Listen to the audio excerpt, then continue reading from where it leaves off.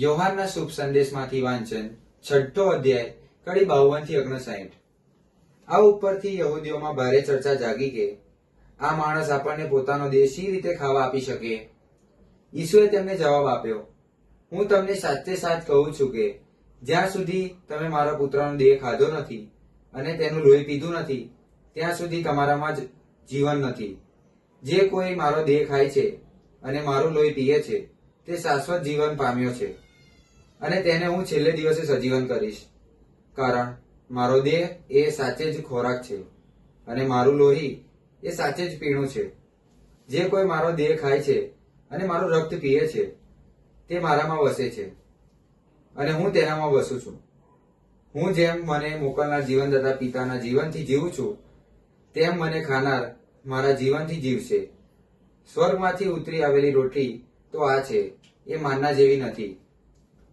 જે તમારામાં વડવાઓએ ખાધું હતું તેઓ તો મરી ગયા, પણ જે કોઈ આ રોટી ખાશે તે અનંતકાળ જીવશે. કફરનહૂમના હુમના સભાગૃહમાં ઉપદેશ આપતા ઈસુએ આ વચનો ઉચ્ચાર્યા હતા. આ પ્રભુની વાણી છે, તે જ આપણો આધાર છે. ઈસુની જય.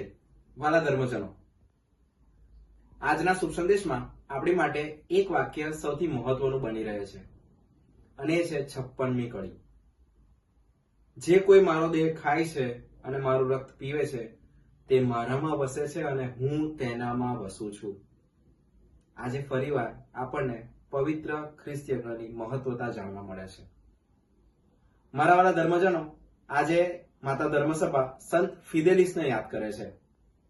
સંત ફિદેલિસ જર્મનીમાં જન્મ્યા અને સારા એવા ધાર્મિક કુટુંબમાં એમનો જન્મ થયો અને તે કુટુંબમાં જન્મ્યા પછી તેઓ જેમ જેમ મોટા થતા ગયા તેમ તેમ જ્ઞાનમાં પણ વધતા ગયા.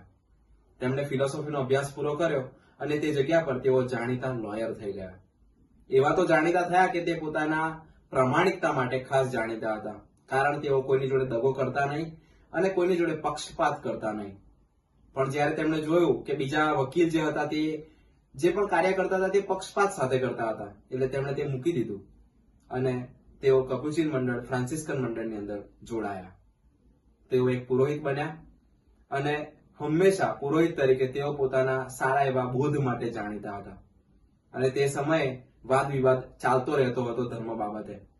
ત્યારે એમને ઘણી બધી વખત એમને ધમકીઓ આપવામાં આવી કે તમે તમારો ધર્મ છોડીને બીજો ધર્મ સ્વીકાર કરો, પણ તેમણે ચોખ્ખી મના કરી. અને એક દિવસ જ્યારે તેઓ બોધ આપતા હતા સ્વિટ્ઝરલેન્ડની અંદર, ત્યારે તેમના પર હુમલો કરવામાં આવ્યો અને તેમને છેલ્લી વખત પૂછવામાં આવ્યું કે શું તમે તમારા ઈશ્વરને નકાર કરો છો? અને ત્યારે તેમને કહ્યું કે હું મારા ઈશ્વરને પૂરતો અને ઘણો પ્રેમ કરું છું. ત્યારે તેમને મારી નાખવામાં આવ્યા. મારા વાલા ધર્મજનો, એ જે ખ્રિસ્ત પ્રસાદ લેતા હતા તે ખ્રિસ્ત પ્રસાદ દ્વારા એમનું જીવન ઘડાયું અને તેમણે પોતાનું જીવન ખ્રિસ્ત માટે અર્પણ કર્યું. આપણે પણ ખ્રિસ્ત પ્રસાદ લઈએ છીએ, ખ્રિસ્ત એમને ભરીએ છીએ, પણ શું આપણામાં એવું જે ઘડાવા જેવું હોય છે તે આવે છે ખરું? આપણામાં એ બદલાવ આવે છે ખરો? વિચાર કરીએ. ઈસુની જય.